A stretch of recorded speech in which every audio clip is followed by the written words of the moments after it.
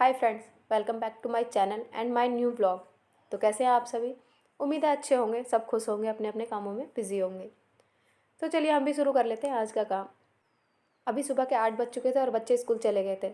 उसके बाद मुझे बेड ठीक करना था और मेरा नहाना था। तो बेड ठीक करने के लिए बस मैंने बेडशीट को ना बस झाड़ना था। उसके बाद मुझे ध्यान आया कल मैंने ना मैट्रेस धुल दी थी, तो उसको मुझे लगाना था दोबारा से। इसे इसलिए लगाना ज़रूरी है क्योंकि ये ना एक तो इससे धूल नहीं जाती है अंदर, ऊपर से बच्चे अगर कुछ गिराते हैं तो वो गद्दों तक नहीं पहुँचता, क्योंकि बेड में बहुत सारा सामान रहता है और धूल जाती है तो उन पे सब पे जमा हो जाती है। और बेड ऐसा तो है नहीं कि हम रोज़ इसको खोल के साफ़ कर सकते हैं।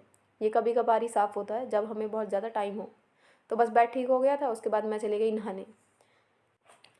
और नहा के फिर मैं सीधा चली गई थी किचन में मुझे जाके ना इनका टिफ़िन बनाना था और बनाना था ब्रेकफास्ट। तो टिफ़िन के लिए ना मैं सब्ज़ी बना रही थी। सब्ज़ी में सिर्फ मुझे बहुत सिंपल सी सब्ज़ी बनानी थी, मटर और मखौने की।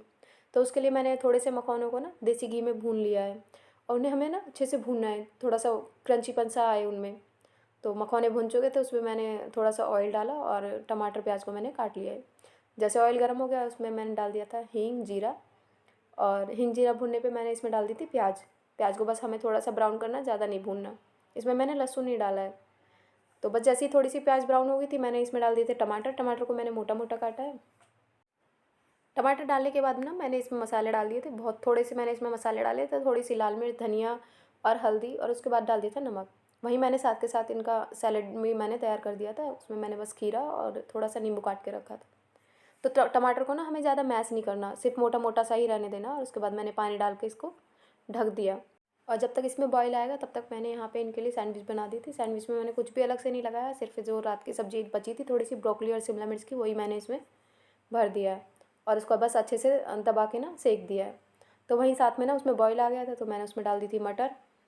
और बस उसको छोड़ के मैंने सैंडविच को ना पलट दिया था। और फिर मैंने दोबारा सब्जी में थोड़े से जो मैंने मखौने भून के रखे थे ना, वो उसमें मैंने डाल दिए। तो देखिए इनका तो नाश्ता हो गया था तैयार। और नाश्ते में सिर्फ दूध और सैंडविच और चटनी थी, तो दूध में मैंने थोड़ी सी डाल दी थी शक्कर। अब टिफ़िन बनाया तो उसके लिए रोटी तो बनानी पड़ेंगी, तो जल्दी से फटाफट से बना लेते हैं रोटियाँ।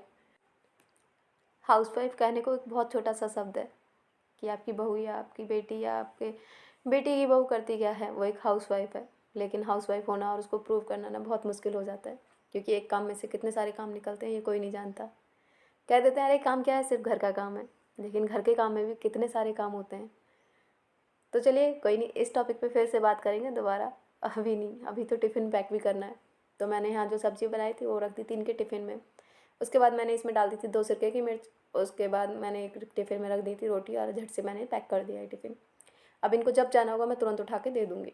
उसके बाद जो ब्रेकफास्ट और अपने जो मैंने खाना बनाया था ना उसके बर्तन निकले थे, वो मैं जल्दी से रगड़ दूँगी। और यहाँ पूजा ने लगा दी थी झाड़ू। तो बाहर का तो हमारा काम ख़त्म हो ही गया था। उसके बाद में मैं आ गई अंदर। अंदर आके ना कपड़े रखे हुए थे कल जो मैंने धुल के रखे थे ना, वही मुझे फ़ोल्ड करने थे। तो मैं ना बाद में जब फ्री रहती हूँ ना तभी ये काम करती हूँ।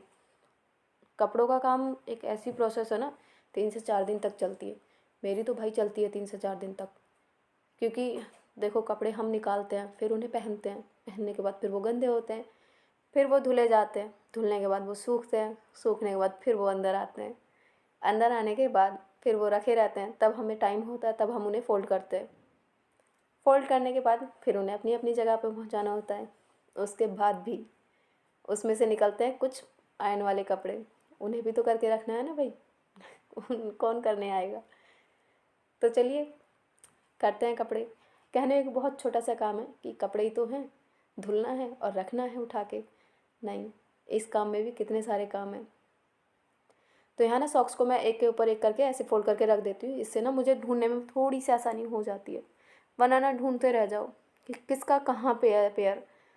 तो ये एक साथ ही रहते हैं और ना स्पेस भी कम लगता है इनके लिए, तुरंत जहाँ थोड़ी सी जगह में भी ये फिट हो जाते हैं। तो देखिए यहाँ ना सारे कपड़े फोल्ड हो गए, तो उसके बाद मैंने अपनी जगह पे रख दूँगी। तो यहाँ ना मैं कपड़ों के काम से भी हो गई थी फ्री। उसके बाद थोड़े से दिमाग के घोड़े दौड़ाए और मुझे करना था कुछ एक डीआईवाई करने के लिए मैंने यहाँ पे ली इनकी पुरानी सी एक पैंट। उसको मैंने नीचे से पहले काट दिया, फिर मुझे जितना इसकी लेंथ चाहिए थी ना उतना मैंने इसको नाप लिया और वहाँ से ऊपर से इसको मैं कट कर दूँगी।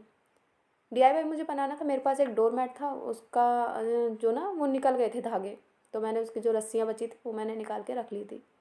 और वो मैंने आज या कल या परसों नहीं रखी थी, वो मेरी 5 से 6 साल पुरानी थी।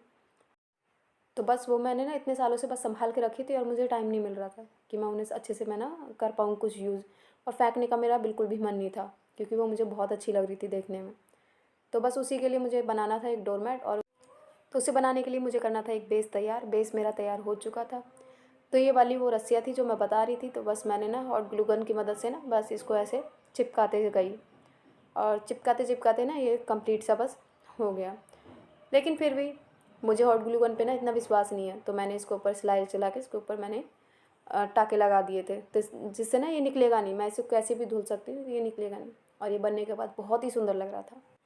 तो देखिए, एक बेकार पड़ी चीज़ का यूज़ भी हो गया और एक बहुत सुंदर सा डोरमेट निकल के सामने भी आया। अगर आपको मेरा ब्लॉग किसी भी एंगल से पसंद आया हो तो इसे लाइक करना, शेयर करना और मेरे चैनल को सब्सक्राइब करना ना भूलें।